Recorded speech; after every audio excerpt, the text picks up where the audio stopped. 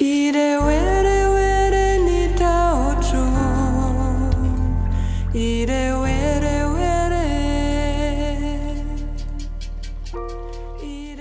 to Conversations with Mother Earth, brought to you by Grounded Press.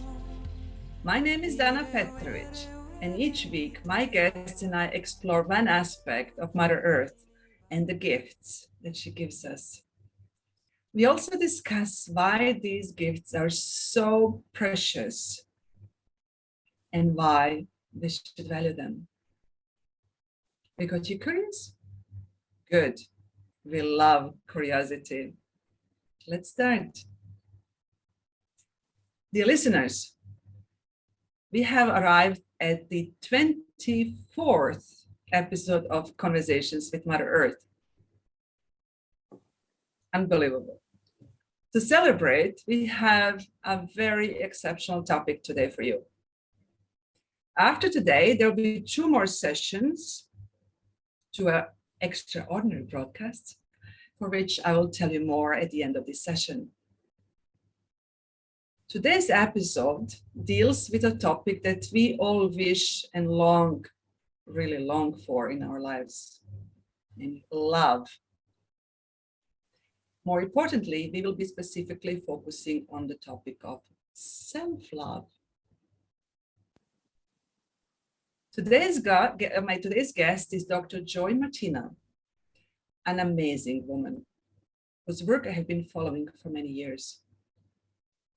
Joy is a psychic psychologist and a channeler of Crystalline Consciousness. She specializes in high-level intuitive intelligence training for entrepreneurs, business owners, and celebrities. She's a best-selling author, the creator of Crystalline Oracle Training, a Master Hypnotist, and also a trainer of trainers. She's passionate about helping people strengthen their intuition, access their internal strength, and use more of their potential to create a life of their dreams. She adores guiding people out of their stuck states and inspiring them to enjoy life. Dr. Joy Martina, a warm welcome to Conversations with Mother Earth. Yay, I'm so delighted to be here with you. It's so wonderful work that you are doing. I remember when I read about you getting people stuck out of their stuck state, I thought we have to apply this to the whole world. Yeah, because don't we often get into stuck states? And I think it's so fascinating when I watch that process with myself, right? And you know, that whole thing of going into the stuck state, you kind of get down a rabbit hole and then you're going, and no, this has to work, right? And then you're, and then you notice, okay, here we go again. Let's get out of this hole. How did we do it last time? What works? And I'm so glad we're talking about self-love, because that really is a way out of a stuck state, is realizing, oh, I'm here. And regardless of why I'm here and what I did, I love myself. I love myself enough to acknowledge my ability actually to also get out of this. Because I think so often when we're in a stuck state, we're always hoping for that savior on the outside, whether he's a knight in shining armor on some horse, or whether it's the magical fairy that's going to appear and just magically put it all away. We're always hoping that something out there is going to save us. And in truth, we're the ones who need to put our armor on, maybe, or take it off, depends, and get out there and stand up again and fix our crown and say, okay, here we go. Exactly. Let's go again. Yes, take the learnings with us, drop the rest, and get going again. And yes, it sounds so simple, and it in truth it is simple. It's not rocket science, right? But it can feel so hard when we're just feeling frustrated and sad and angry, maybe. So those emotions that run us in those moments are actually the ones that are keeping us in that vibration of stuckness. Mm-hmm. And then I think it can sometimes get so confusing, because especially as women, we're taught not to be so emotional, and that the emotions are the problem, and just get yourself together, right? And I can tell you from my experience, I tried real hard. And, you know, growing up, and I've always had multicultural influences. So my mom is this British Rose, an English Rose, very elegant and everything, and very contained in her emotions. And then my dad is this very passionate Austrian, Hungarian guy, but also a nuclear physicist and very, very smart. And growing up in that environment, it was confusing to say, okay, emotions, what do I do with them? Oh, best just shove them down, just control them, and then deal with it later, right? And then I noticed growing up that this was not working for me, because I could function like a robot. I was really good at being that people pleaser and just doing my best to do everything right. I thought if I just get everything right, then everybody's going to be happy with me, and then I can be happy. And it took me a while to be able to see the flip side of that, and literally flip it on its head for myself, and realize, no, I've got to start here. I've got to be okay with what I'm feeling. I've got to understand, why am I feeling this way? And sometimes when we're in an emotional state, I think a lot of what is going on is that we judge ourselves so hard. Yes. We'll be our worst critic. Isn't that true? Yeah, it is absolutely true. I sign up to every word. I was my harshest critic before. And one aspect also, when you mentioned with your father, or for us living or working in academia, we also live in our head. For me, the longest journey was out of my head into my heart, to rekindle that love for me, for the inner child, for everything in me. And it took a major tragedy that kind of brought me down to my knees, and where I had to really find a way out of the rabbit hole through the grief, through so many emotions, to find that love. I love how you're saying that, because that is the exact process that I have found is so helpful. So to get right into, okay, so what do you do? Because I think everybody who's listening is listening for a reason. And the reason why you're listening is that there's a message here that's going to help you, because that's the intention that you and I set, right? We want to talk about self-love, and we want to give really practical examples and tools so that you can go out there and now do this, because self-love, love is a verb. It's something we need to practice. So working through the emotions of especially grief and anger is crucial. We can't push them down any further. They're not going to go away until we face them. But the interesting thing is that sometimes when we just think of grief process, anger process, it's like, it's scary. It's like, oh, sounds unpleasant. I don't want to do that. Sounds like a lot of work. It's not. So here's what I do. When I notice I'm stuck and there's a lot of emotional charge in me that I don't know where to put, but it's there. Then I know the most important thing is to keep those emotions moving, meaning because emotions are energy in motion in the body, what I need to do to be able to clear that out of my body is I need to move my body. Guess what? So yeah, what exactly. I do is I have playlists, and I have a grief playlist, and I have an anger playlist, and I have a joy playlist. And so what I do is I say, okay, I am going to give myself 6 minutes. 6 minutes of moving this stuff through, clearing my energy field again, to be able to think clearly again. Because you see, when we're in a very emotional state, especially angry or sad, the smartest part of our brain is switched off. Literally, we do not have access to it. So we're just in our reptilian brain, and we're just reacting and reacting and reacting, getting nowhere. So what we have to do is we need to calm that brain down again, move those emotions out. So I put on the playlist of grief. Now, actually, I do anger first. But why do I do anger first? Because anger is on a frequency scale, it has a higher frequency than grief. So the very, very lowest emotion that we can feel is shame. Shame and guilt, that's all really low. I just get goosebumps just thinking of shame, right? And then a little bit above shame and guilt is then depression and sadness. And then above that is anger. So it actually feels better to be angry than to feel sad. And that's why many get stuck in anger, not realizing that the sister down here, the grief, they need to go together. So I first put on my playlist for anger, right? So really sort of, you can do heavy metal, anything that gets your wah going, right? And I roll out my yoga mat, And then I lock the doors and I tell people, okay, this is my time. Whatever happens in here, it's fine. If you hear screaming, shouting, yelling, whatever, I'm fine. Okay. So give me these 6 minutes. Then on my yoga mat, I make the commitment to keep my body moving throughout that length of a song. It's one song. Come on. It's at the most 3 minutes. So I get those 2-3 minutes out. And in that time, I behave like a toddler having a tantrum. So bam, you keep the arms and the legs moving, and you will notice that it just moves through you. You just think of all those things that make you angry, the people that maybe upset you, the way you were disrespected. You just give it to yourself, right? And you just keep moving. And you'll notice that it goes through phases. So sometimes like 30 seconds, I'll go full bolt and I think, oh no, I'm done. And I say, 2 minutes, 3 minutes, it's this song, right? So you do that for one song to clear the anger. You take a breath, get those tissues out, right?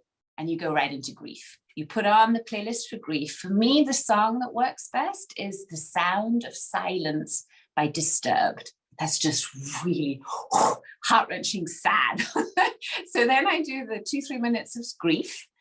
And then I feel like after spring rain, it really feels like having showered, having just moved that through. And then I go into, what do I really want? Where do I want to go? What gives me joy? What am I grateful for? And then I put on my joy playlist. And then I'll maybe just dance for 1 or 2 minutes, just, to smile and jerk myself up frequency-wise into a level of at least acceptance. Because after anger, right, we get into acceptance of saying, okay, it is what it is. And then when we have, it's an easier jump to get into gratitude. And gratitude is the portal. Gratitude for having a body, gratitude for being able to take that next breath, gratitude for that water that comes out of the tap, hopefully in your country, the food on your table, the friends that you have, the roof over your head, da-dum, da-dum, da-dum. And in no time, you've switched from a stuck state into a state where you can start creating what you want. But even some basic things like the ability to speak, the ability to hear, the ability to see, ability to move, the ability to live, to simply live and enjoy one more day. Yeah. And you said when you were talking about your journey that it took a tragedy for you to be able to kind of go on your knees and then get up again. And I think that these dark nights of the soul that we all have, we have to have, that's how we evolve, right? We can make those more joyful for ourselves just by honoring that is necessary. And that doesn't mean that we've failed. It doesn't mean that we're unfixable. We're just going through the next level of evolution. And that is what I try so hard to incorporate in my teachings and in my one-on-one work, whether it's with children or with adults, is let's find that joy for life again, because you see, joy and happiness are two different things. Happiness is something that we usually ascribe to something on the outside happening so we can feel happy. Oh yeah, I'm going to feel happy when I have that job, that man, that whatever, that house. It's something that's out there. But joy is something different. Joy is that what we were just talking about. It's a mixture out of gratitude and passion for life. And sometimes it's just that little spark that's inside of you, even in the darkest moments, that's there saying, come on, you got this. It's worth it, right? It's that keeps you breathing. And that joy is totally independent from what's going on around you. We can even feel grief and joy at the same time. The Portuguese have such a beautiful expression for that, and it's called saudade. And saudade is the gratitude and the beauty of remembering beautiful moments, and at the same sadness there that they are no longer. So I think if we were to incorporate more of that saudade, that gratitude for the present moment, and slow it down a bit, I think we'd all have an easier time finding that joy again. And this planet needs more joyful people.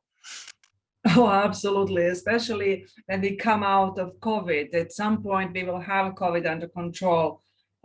We will need a lots of joy. Lots of people grounded. Lots of people grounded in self-love, because we will, so many people have lost so much. So all it's left is deep sense of love and joy, that we are still there, that we are still standing. And that we can develop compassion for our fellow human beings. Because I think what I've seen also, especially in my work with children, compassion needs to be taught.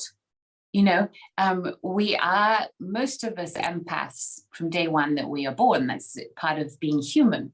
But being an empath doesn't necessarily mean that you are able to feel compassion. So when we are empathetic, we are able to feel what another person feels, right? But that doesn't necessarily mean that we care to help the other one, or that we can help ourselves. The Dalai Lama tells this pretty story of the difference between empathy and compassion. So say you find this huge rock, and there's a person lying underneath that rock, and that guy's saying, help me, help me, help me, right? Then if you have empathy, you might go lie down with that guy under the rock and feel their pain. If you have compassion, you're going to go and get some help and move the rock. So exactly. That compassion is something that we're either taught in childhood or not. And I think we're seeing that the way we have been teaching children, the way we've been treating this planet, has not been compassionate. No, absolutely not. Absolutely not. Fellow human beings, be it fellow human beings, fellow species on this planet with whom we all are interconnected, we haven't been treating. None of these have we been treating well. So this is the sad reality. You're mentioning something which I wanted to address, Joy. You have 2 decades or longer. You have decades of work with adults, where you helped people get out of these stuck states. But now you're turning more towards children. Why have you decided to move more towards that work? I love that question, because I feel I have done everything for adults that I can for now. I'll keep doing it, right? But I decided that I have to focus my energy where it is going to help most and have the greatest impact. So one thing is teaching and training and helping those that are helping others. So I love helping philanthropists, people who have an impact, who are already doing great good work, but need help to stay on top and keep going. Some of them are burnt out. They've been doing this for decades. Yes. Right?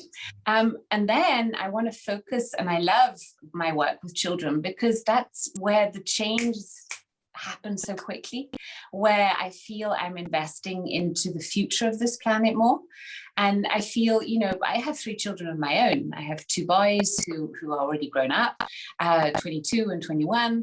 And then I have Grace, who's 12. And I sometimes get so frustrated at seeing the school system deteriorate to a level where, especially now in these last 2 years, with all this homeschooling and school shutting down or whatever, it's a disaster. It really is. So I was reading this article of the New York Times actually a couple of years ago, when America was creating these, or I don't know whether they still have them, it's a political thing, not this topic, but they had these detention camps on the Mexican borders for the right, and these are children detention camps. So they separated children from parents. Yes, this is a disaster. Right? And I was reading this headline article about the states in these camps, and the fact that the children are committing suicide. So they're having to tie some of these children to their beds and watch them at night so they don't go kill themselves. Children are trying to flee from refugee camps under the fences at night and drowning in the sea. Suicide under children is just shockingly high right now, and it's rising. And even in that time, so a couple of years ago, this article really got to me. I was sitting there just coming back from teaching a big training, and I was sitting business class, all plush, right, and all, and reading this article, and it just felt so wrong. I said, how can I be sitting here in my squish plane, or not mine, but and know that my children are well, and be okay that just along the road, right, in a Western country, in a civilized country, this is happening. So after getting really upset about it, I thought, okay, so what can I do? There are a lot of people out there, thank goodness, doing great work, giving clean water to children and education and food and all that thing, and trying to prevent violence in children. But what could I specifically do? And then I thought, oh, well, if we say that these poor children that are going through this right now are just having their dark night of their soul, what would help them? The only way that I think we can address this problem is by teaching children how to help themselves, because the system's failing them. Their parents are not there for them. So they're going to have to at some point learn, how do I help myself?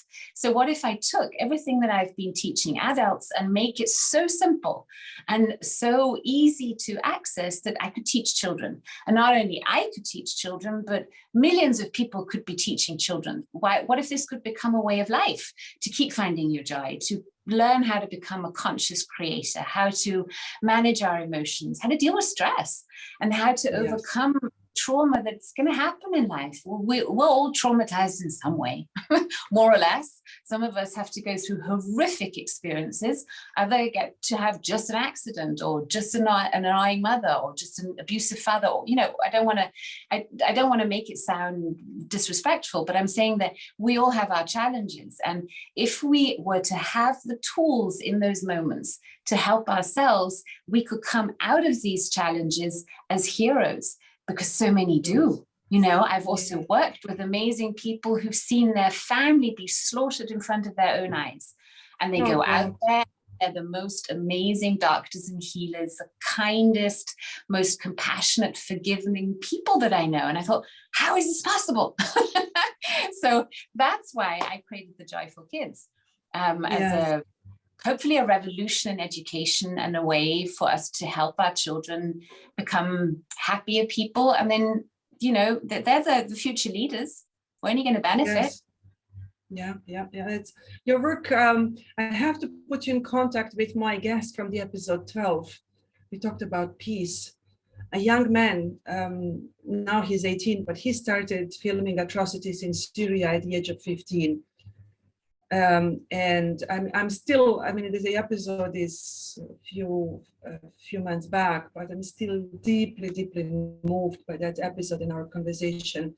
What an incredible human being. And he of course is helping refugee children in Syria, in Turkey, visiting them and all that. Nice. And I think your work will be very, very helpful there too. Yes, please. Yeah, I will introduce you to him. That is absolutely everything you say, and it makes my work so enriching. It's not so much what I teach them. I always plant a good portion of love into my lessons to give them.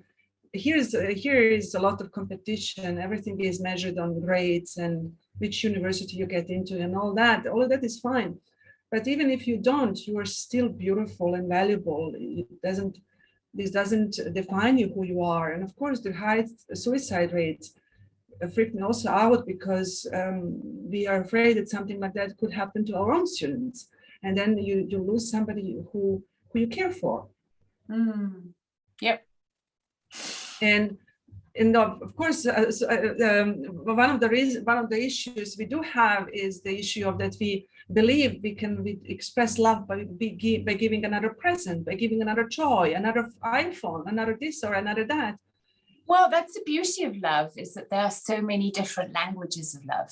So there's the book, and it's wonderful. And I recommend everyone listening to take the online test. It's for free. And it's the 5 love languages. So find out, what all the different love languages are. You've mentioned a few, right? Gifting is one, but gifting is actually receiving gifts. How well are you able to receive gifts yourself? I used to suck at that. I was great at gifting to others, but receiving compliments, I was like, awkward. But then we have things like quality time. Quality time means that you're giving one-on-one attention to another person. You just being together. That's a big love language. Then we have acts of service, doing something for someone else, not only taking the trash out, I don't know, maybe giving them a massage or just doing an act of service for them. And then we have words of affirmation, right? So I used to be really terrible at that too. I would only tell people if something was wrong. I thought, well, if I say nothing, then that means it's all good, right? Terrible.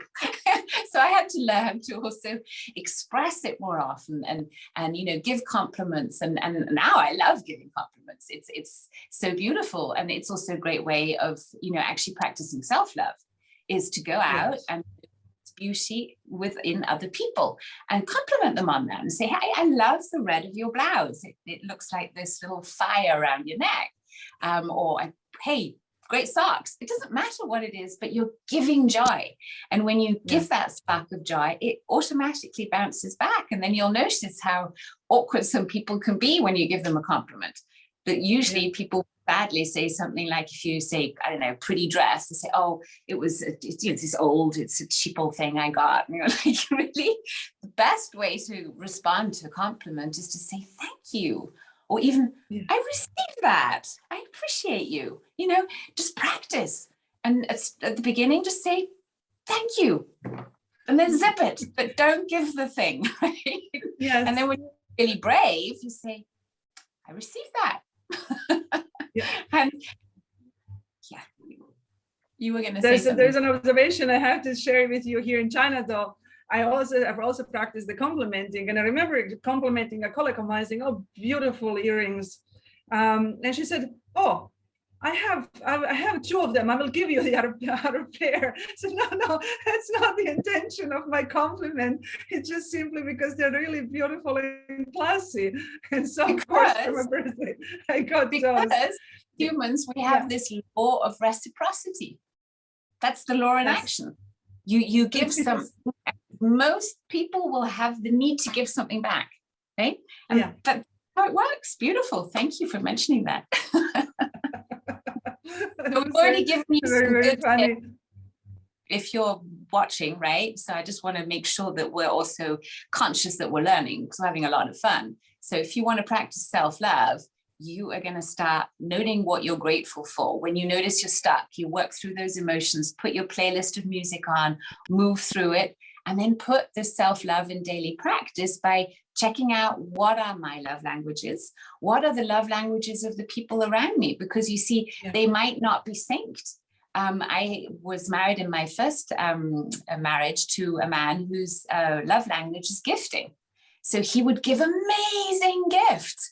But the thing that was so important to me, which was quality time, he couldn't do. He found it really hard to stay in one place for longer than like 3 minutes. He was more of a Duracell bunny, constantly going, right? So we weren't synced there.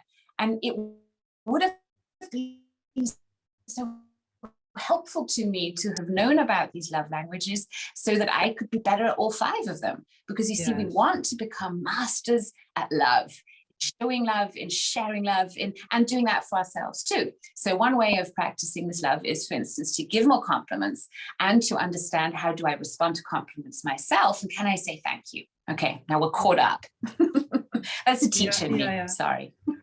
No, I'm a teacher too. I completely understand. I completely understand. When I get going, also, sometimes I ask, do we have that much time? So, make sure that our audience is gaining from this. Yes, no, thank you so much. But this is now my observation, Joy. I presume that children who are loved early in their lives also mature into adults, or first teenagers and then adults, having a more confident sense of self-worth. In today's world, I have to admit, especially among females, we often face, or young women face, sexual stereotyping and the commercialization of sex. We know about movies that don't sell unless there is a certain sex scene in them. How does the foundational love result in a self-worth, and how does it prepare these teenagers better for the context of sexuality later? Because sexuality is something very normal, but it's reduced to a commercial product. It's exploited, definitely, because what sells most, right? Sex and drugs. So yes, exactly. Great question. I have noticed that, you know, especially with having worked with so many different people from so many different walks of life, you know, this thing of being loved as a child is very subjective.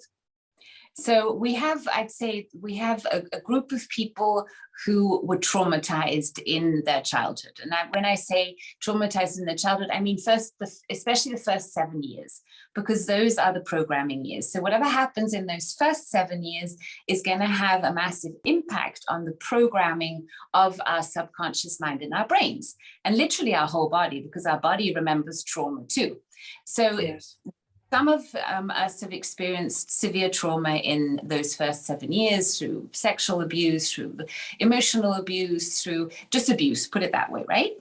So that's one group of people. And then we'll have a group of people who had actually a good childhood, but they will still feel, when you work with them, and especially start working with the unconscious mind, so more the child mind, right? That even though they had no big trauma going on, for them, a certain incident of the dad having to, I don't know, move to a different city for work, and them not feeling loved and them feeling abandoned and all that, created the same kind of drama as the one who was actually physically abused. So the subjective experience of our childhood is very, very crucial to how we're going to learn to deal with whatever happened and at some point grow up. I have dealt with, I don't know, maybe 65-year-old women or men who were actually behaving like a child.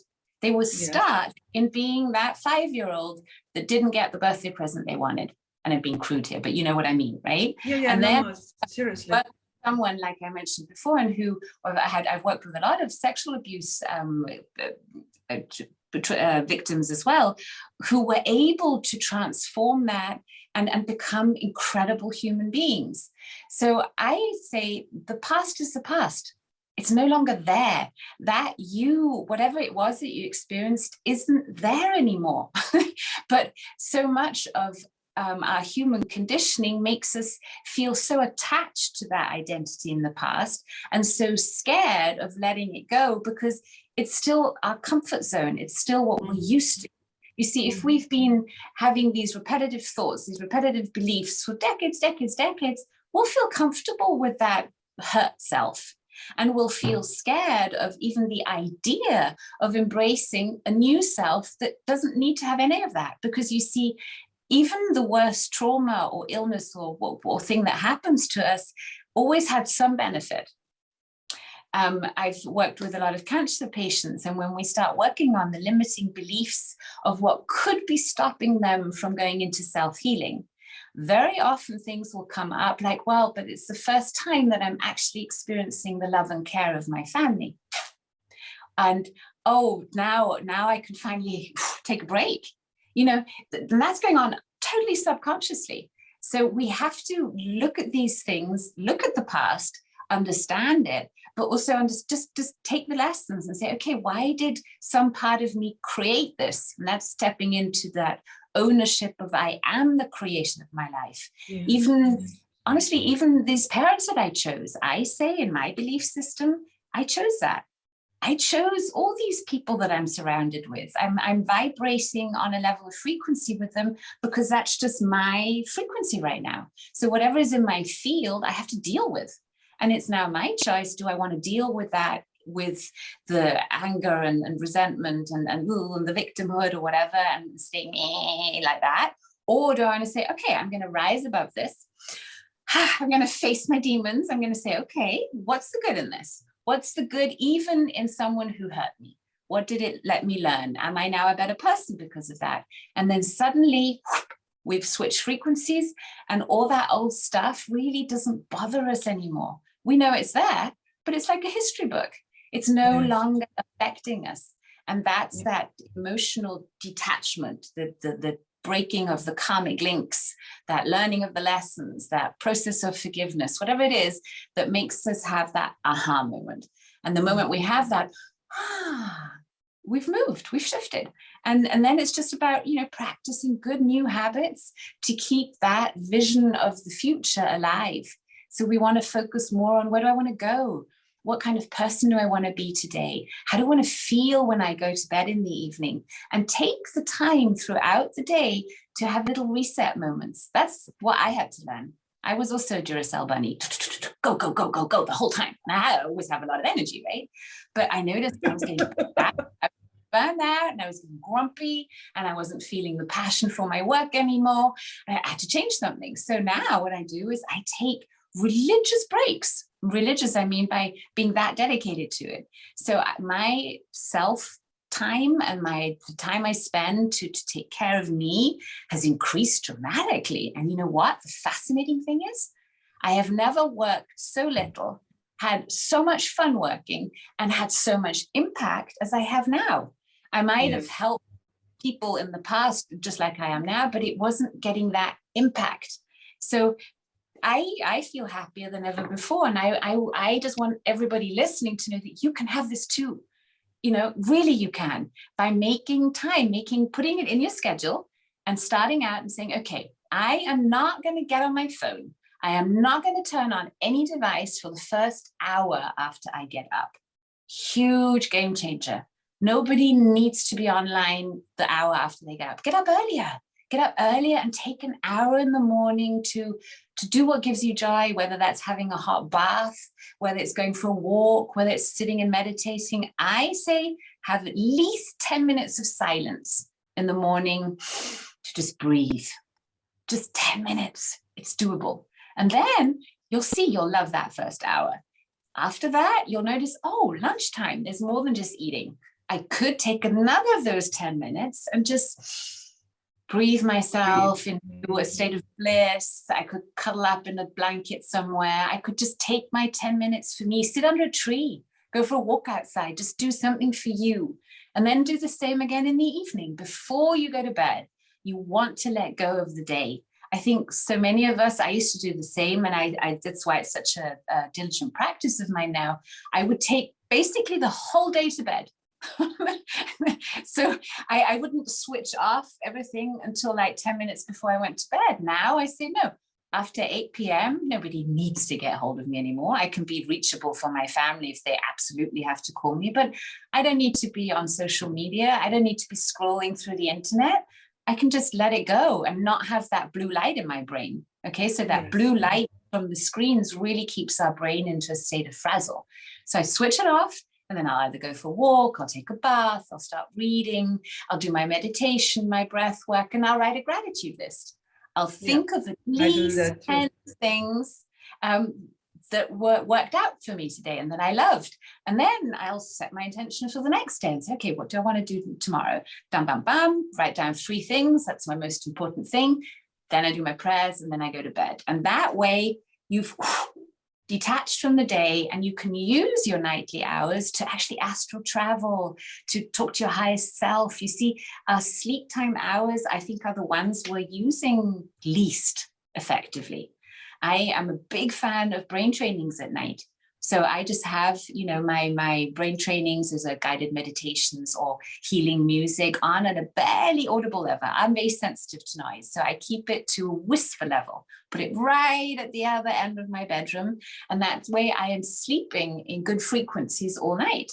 Anybody can do that. It's for free. Yes. You can get great music, healing music, whole tones, for instance, on Spotify or wherever. Download some meditations of voices that you like mine. I have a few, and keep it on repeat. It's a great way to learn new languages too, by the way. Yeah, indeed. That's a good point. I'm learning Chinese, so that's a good point. That's something I will practice, because the speaking part is, I'm listening to the radio in the background at work to get the language better into my ears. Reading and writing is actually the least problem of the speaking part. The intonations, the really, really fine intonations are keeping me awake. Then I think we also, by the way, have quite a few Chinese audios because we taught in China so often. So you might find something there that you like. Yeah. I would recommend checking out the content of what you're hearing. So because you were saying you're listening to radio, it's great to get the intonation right. On the other side, you're getting a lot of programming maybe that might not be that great. So I'd watch out for that. That's a tip for anybody. I think rebellion right now, for anybody who's feeling a little frustrated at the state of the world, true rebellion, it's not what you think it is. It's not often going out in the streets with flags. True rebellion could often be just switching off mainstream media, just tuning out, just like no longer give that programming your attention and focus on what do I want to program myself with. So what are healing affirmations? What is, like, I love listening to sacred music from all over the world. I have African chants and Indian stuff going on, and I love looking up the mantras because I want to know what I'm feeding my brain with. Yeah, that's a good point with the music, because we have a theme music that we got from Deva Pranal, the Oshun song, the Oshun theme song of our whole series. Oh, yes, I want to hear that. That's beautiful. Yes, it is, and she does a great job. So I'm so grateful that she granted us the song as our theme song, and I highly recommend her music, and also as a relaxing music. An incredible voice she has, a truly divine voice. Absolutely. Yeah. What you're mentioning, Joy, is what we're looking ahead, or what many people are experiencing with COVID. Has put strain on many families. People lost their loved ones, they're grieving. The additional pressure of homeschooling, especially on women, on mothers, and people lost their businesses, lockdowns, pressure on relationships, so many things. So things that you mentioned, I'm positive that all of the things you just mentioned could help people get slowly out of this. Like you said, just 10 minutes.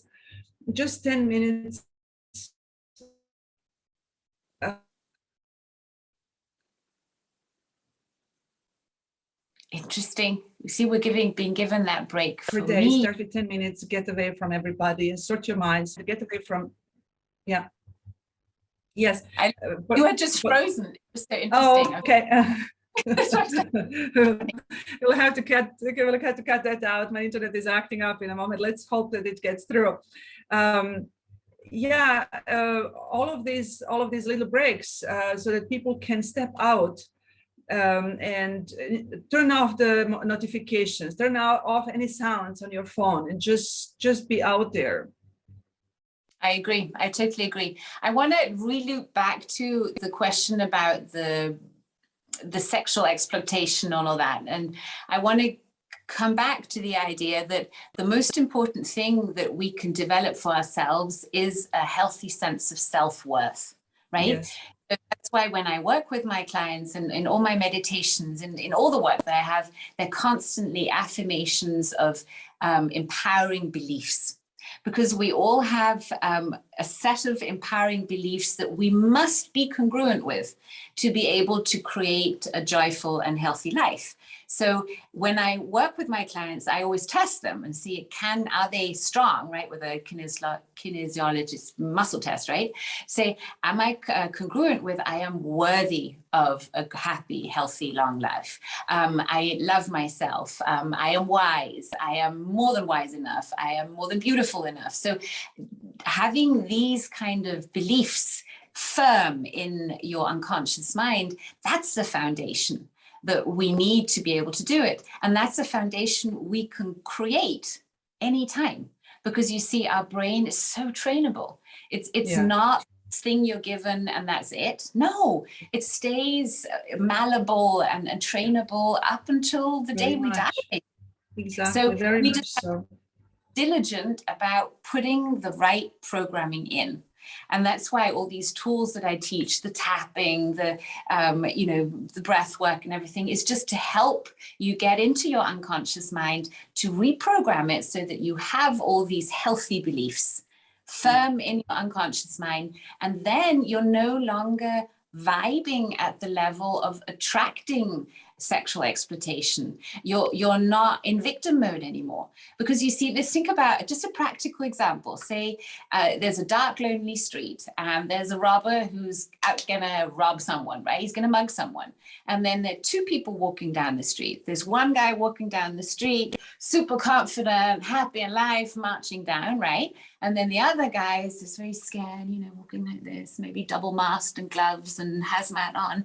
What's the easier victim? Of course, he's going to go for the one that's vibing at that level. So it's all about making sure that you are vibing with the identity of who you want to be. And that's practice. So I think doing that will keep you safe from all kinds of drama, because you're no longer attracting it. And if you do face something or someone who is a potential abuser, you will be in a better state to be able to defend yourself, to recognize, oops, this is happening, so you won't even go there. And if it does happen, you'll be empowered to be able to, you know, step into who you are. I think that is the solution to that, just to close that loop. Thank you. Yeah, no, that's a very good point, because they'll also, what you mentioned with congruency, it's very important that we are congruent with these messages. If we are not, what I discovered in my personal work, if we are not congruent, we then are led into the rabbit hole of one particular topic, and this can help us then get light into the rabbit hole and clear out the stuff out, so that we then really can reprogram. So we can take this, if we are not seeing results as we would like to see them, we can take that as a learning. Oh, there's something I have to work on in order to get there to that state. That's right. And then there are great people out there who can help you with that. It's not, but it does take realizing, oops. Oops, exactly. Oops. It does take claiming that ownership. So that's why I will only work with people one-on-one who tell me a specific problem they have. And I say, okay, this keeps happening in my life. I am stuck here, and I will do everything it takes to get out of this. Because then they're owning it. They're no longer blaming, oh, it's because so-and-so and so-and-so, it's never my fault. And I've already been to 55 therapists and nobody can help me. I'm like, well, something's going on that you're not owning. So yes, it does take that moment of saying, okay, I need help here. And then it's a fun journey.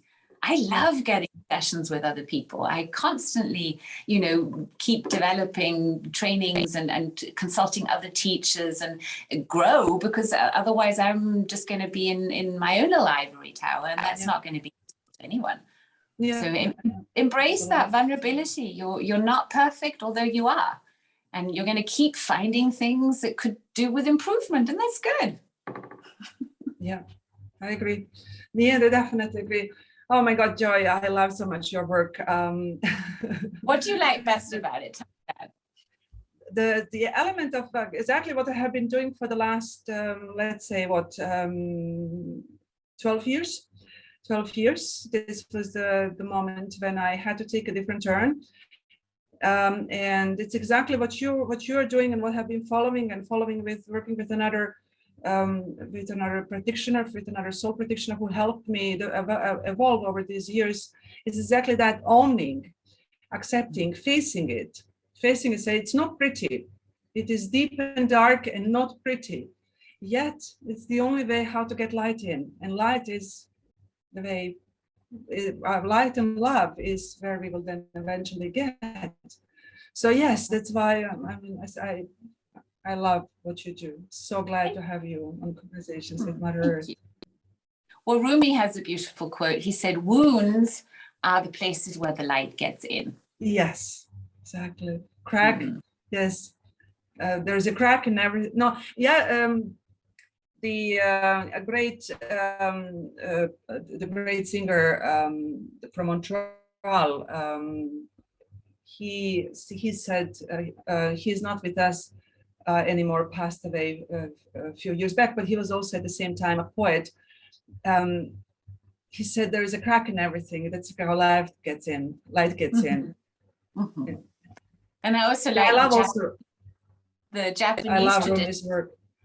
Yeah, when in Japan, when a valuable bowl breaks, for instance, they glue it together with gold, so it becomes even more valuable although it had been broken. I like that idea of, you know, don't focus on the cracks or the wounds as like scars that are something potentially ugly, but fill it with gold and see how much you learn from that experience. Exactly.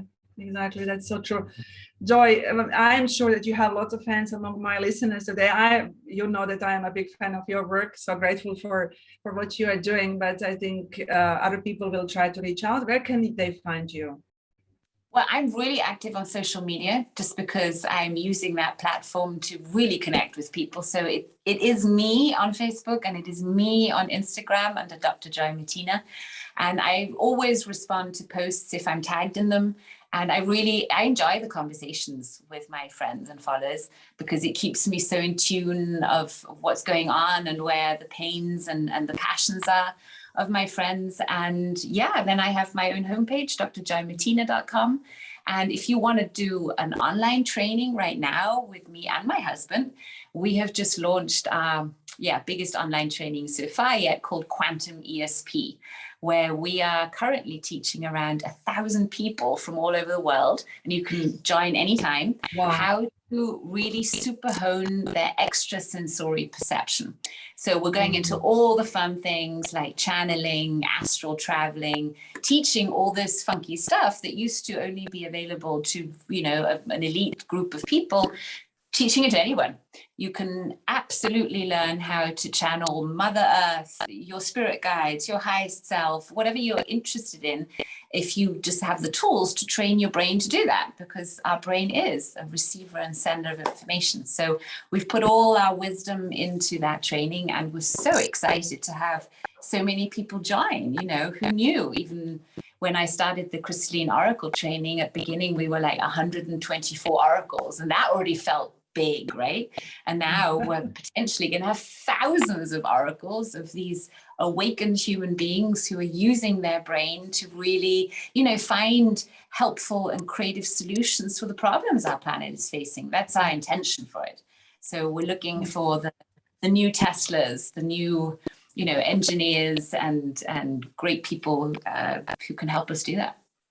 Yeah, it's interesting that you mentioned Tesla. Nikola Tesla belongs to my minority. We are from the same region in Croatia, the Serbian minority from there. It's an extraordinary human being. His work especially also in medicine, where he was already, you know, telling us it's all frequency. You've got to, you know, the cells have a frequency. A healthy cell has a different frequency than a sick cell. He was already on that, and it's so beautiful to see that his work is coming back onto this planet. I feel excited about that. And my second name, did you know that? No, me too, exactly. Thank you so much, Joy. Thank you from the bottom of my heart for your insights, David. Thank you. Thank you for spending precious time with me. It's very precious indeed, very precious for me as well. Dear listeners, as Joy has made clear, giving and receiving love from others and also giving love to ourselves can enrich our lives. This should not be surprising to us, as we are divine beings living a human experience. We should be loving to each other and loving to ourselves, because we love the divine through us. Thank you, dear listeners, for joining the 24th broadcast of Conversations with Mother Earth today. This is the last episode in this format, and I am happy to finish it with an extraordinary topic and an extraordinary woman that you experienced yourself. Now you understand why I love her work so much. I'm thrilled to announce there will be 2 more special bonus sessions. The next one will be connecting the dots, and then after that we will have a grand finale. Thank you from the bottom of my heart for being part of Conversations with Mother Earth. I hope that you have enjoyed listening to these episodes as much as I have loved bringing these conversations to you. Looking ahead, stay tuned for the next 2 weeks bonus episodes. Thank you.